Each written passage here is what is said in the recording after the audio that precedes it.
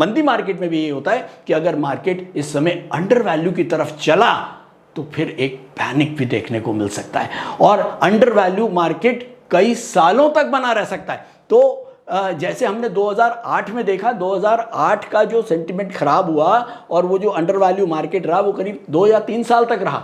तो ऐसे ही अब मैंने पहले भी कई बार बोला है अपनी वीडियोस के अंदर, पहले 4% लोग काम करते थे, आज 13% स्टॉक मार्केट, 13 से भी ज़्यादा लोग जो है वो स्टॉक मार्केट में काम करते हैं। पहले इतनी मैच्योरिटी नहीं थी इन्वेस्टर्स में, आज इन्वेस्टर बहुत मैच्योर है।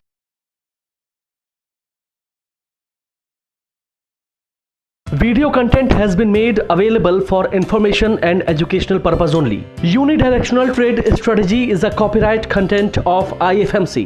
Good morning and welcome to the episode of तैयारी अगले सप्ताह की। दोस्तों, फ्राइडे को एक 13th द फ्राइडे, वाकई में ये डेट भी ऐसी है और इसके साथ फ्राइडे, और इसने बाजार का जो हाल किया, 23,000 के ऊपर इंडेक्स आ गया, 26,500 से 23,000। और अब मेरे पास एक फ़ोन आया कि सर तेल ने तो बाजार का तेल निकाल दिया। बिल्कुल, और ये टॉपिक भी मुझे बहुत बढ़िया लगा और मुझे लगा कि आप लोगों के साथ डिस्कस करना चाहिए, क्योंकि बहुत सारे लोगों के मन में ये है कि ये जो अब तेल निकला है बाजार का, ये अभी कितना बाकी है, क्या 23,000 के नीचे और कहाँ तक। तो पहले एक छोटी सी बात करता हूँ, कई वीडियो में ये आपके साथ शेयर कर चुका हूँ। जो लोग पुराने लोग हैं, हमारे साथ जुड़े हुए हैं, उनको ये बात पता है। हमारे बिगनर जो कोर्स है उसके अंदर हम पहला टॉपिक ही, हमारा पहला चैप्टर ये है एलोकेशन ऑफ मनी, कि मार्केट में कब कितना पैसा लगाना चाहिए। और अगर हम बात करें निफ्टी की, निफ्टी का जो टेम्परेचर है वो हम चेक करते हैं पीई रेशो से। तो हमने कई बार बताया कि जब पीई रेशो बहुत ज़्यादा है निफ्टी की, तो उस समय मार्केट बहुत ओवर वैल्यू होता है। अगर और ज़्यादा है, अगर मान लो 28 के आसपास 30 पीई चल रही है, तो फिर वो एक किस्म, एक बबल भी बन जाता है। और ऐसे में अगर नीचे की पीई है 17, 18, 20 की, तो एक अच्छी पीई मानी जाती है, फेयर प्राइस माना जाता है। तो पहले तो हम ये समझ लें कि जिन लोगों को ये लग रहा है कि मार्केट बहुत टूट गया, तो पहले तो ये समझे कि क्या मार्केट बहुत अभी टूटा है या अभी हम नॉर्मल वैल्यूज़ पे आए हैं। देखिए, अगर मैं बात करूं इस समय, अगर 23,000 का इंडेक्स है तो रफली करीब 20 और 21 की पीई बनती है निफ्टी की, और 20 और 21 की जब पीई आती है तो मेरे हिसाब से एक ये Fairlie priced, fair value market है। इस समय अगर आपको लग रहा है कि ये मार्केट इस समय जो प्राइसेस चल रहे हैं वो फेयर वैल्यू है।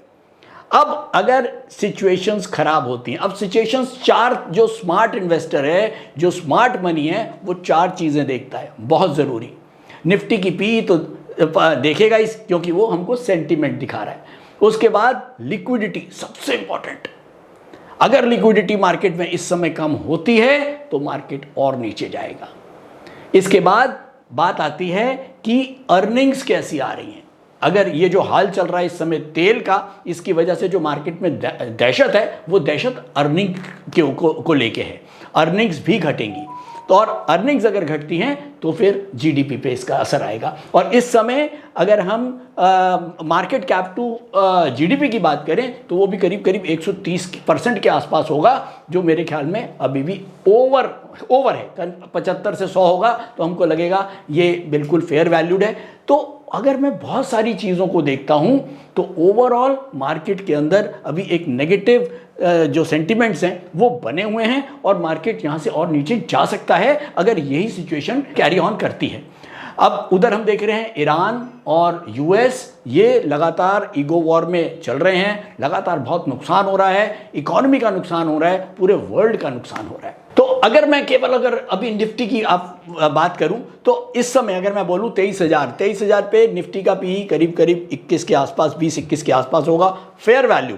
अगर निफ्टी का पीई 18 आता है तो मैं मान के चलूंगा अंडर वैल्यू। अब आप मान के चलिए कि 18, और अगर हम निफ्टी का जो अर्निंग है वो हम 1100 मानते हैं, नॉर्मली 1050 के 1100 के आसपास निफ्टी की अर्निंग्स हैं। अगर मैं 1100 को मल्टीप्लाई करूं 21 से, अभी मैं अगर 21 से मल्टीप्लाई करूं तो रफली 23,000 आता है, जो एक फेयर वैल्यू है।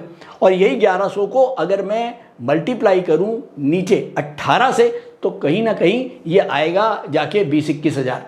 तो उस समय हमारा जो मार्केट है वो अंडर वैल्यू हो जाए। और अगर यही पीई हमारा आ जाए 17 तो 17 में गुणा करिए करीब 1100 और 17 इंटू 1100 रफली मेरे ख्याल में 17 से 18,000।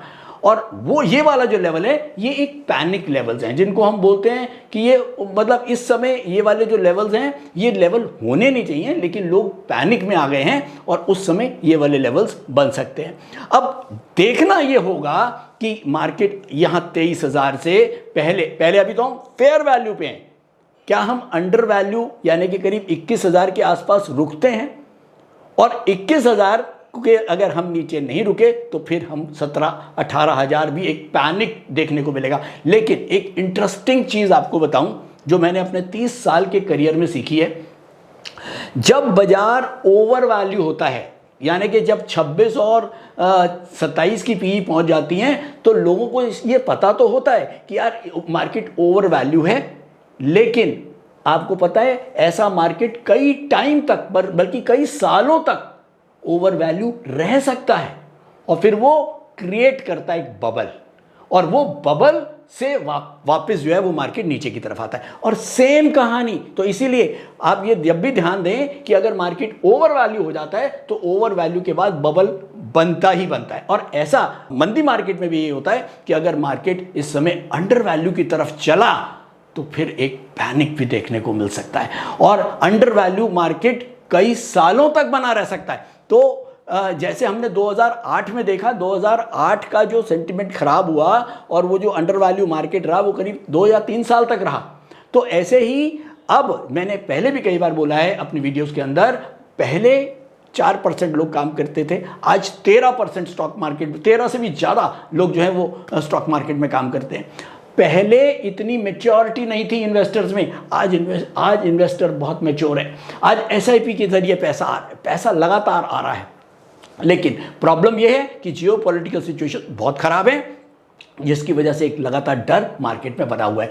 तो अब बात यह आती है कि हमें क्या करना है। देखिए मैं पहले भी बोल चुका हूं मार्केट फर्दर नीचे जा सकता है, तो आपको केवल इतना करना है, अच्छे शेयर्स, अच्छे फ्यूचर सेक्टर के स्टॉक्स, पहले तो सेक्टर का ध्यान रखें और उनके फंडामेंटल्स बढ़िया स्टॉक्स हो, ठीक है। उसके बाद अगर एफआईआईज उसमें इंटरेस्टेड हैं तो सोने पे सुहागा। और इस समय मोमेंटम तो मुझे लगता नहीं है कि किसी में मिलेगा, लेकिन ऐसा नहीं है, अभी भी कई स्टॉक्स ऐसे हैं जिनमें मोमेंटम अपवर्ड होगा, निकाल के देखिए, ये आपके लिए होमवर्क है।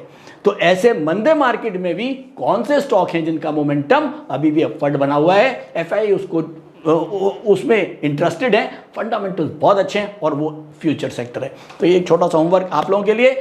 मेरे ख्याल में आज के लिए इतना ही। Thank you so much. Video को लाइक करते रहिए, कमेंट करते रहिए, शेयर करते रहिए। और हाँ, एक बात फाइनली बोलना चाहता हूं, जो लोग बियर मार्केट में सरवाइव कर गए, 100 में से बहुत सारे लोग आउट हो जाएंगे मुझे पता है, लेकिन जो सरवाइव कर गए वो आने वाले टाइम के राजा होंगे, क्योंकि बेयर मार्केट ही बड़ी वेल्थ क्रिएशन का मौका देती है। लेकिन जब आप मार्केट में जिंदा बचेंगे, अगर आप आउट हो गए, आउट होके पवेलियन चले गए, फिर रन बनाने का कोई मौका नहीं है। तो पोर्टफोलियो को बहुत संभाल के रखें बच्चे की तरह, और ज़्यादा लालच के चक्कर में, ग्रीड के चक्कर में एक साथ पैसा ना डालें। ये आज से नहीं बोल रहा हूँ, सितंबर 2024 से बोल रहा हूं। तो अभी भी नीचे बॉटम फिशिंग, अच्छे स्टॉक छोटा छोटा लेके डालते जाओ। तो मेरे ख्याल में आज के लिए इतना ही। Thank you so much. Thank you.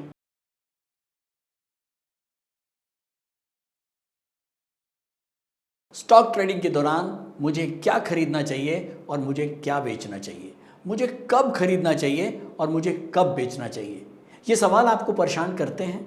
तो चलिए सिंप्लीफाई करते हैं स्टॉक ट्रेडिंग को और निकालना सीखते हैं वो एक्यूरेट पॉइंट्स जहां हमें स्टॉक को बाय या सेल करना है, मेरे यानी मनीष तनेजा के साथ आईएफएमसी की यूनिटीएस स्ट्रैटेजीज से। यूनिटीएस यानी यूनिडायरेक्शनल ट्रेड स्ट्रैटेजीज, जो है हर स्टॉक ट्रेडर की पहली पसंद, जो बनाती है स्टॉक ट्रेडिंग को सिंपल, एक्यूरेट और stress free.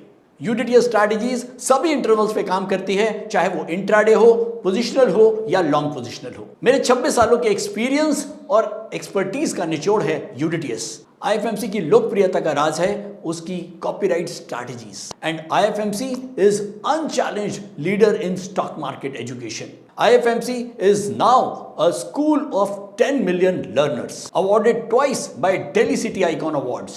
So let's begin UDTS online course by IFMC.